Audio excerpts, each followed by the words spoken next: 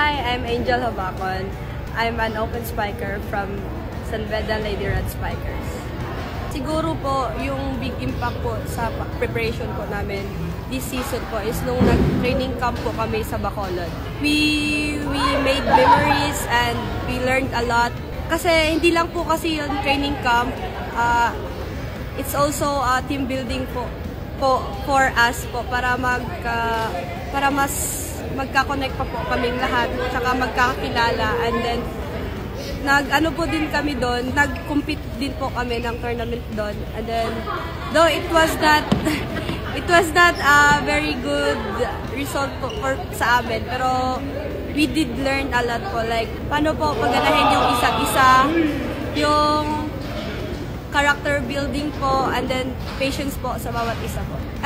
Every team po, kasi I know they prepared po a lot, and parang nakikitaan ko po talaga na lahat po talaga ngayon ay malalakas na team, kaya whenever we play, kahit sinong opponent man yan, dapat po talaga paghandaan namin kasi lahat po magagaling at saka mataas-taas po talaga yung preparation, kaya kailangan po talaga maghandaan.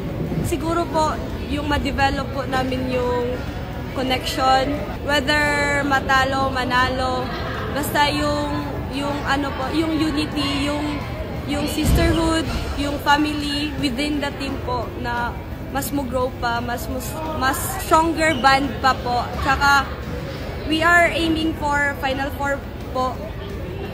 Pohon kung makakaya, kaya pag-iigihan pa po namin sa mga susunod po. Binild, Perpetual, Arellano. Hi, I'm Angel May Habacon from the San Beda Lady Red Spikers. I'm inviting you to follow GMA Sports PH and NCAA Philippines on social media for the latest NCAA Season 99 updates.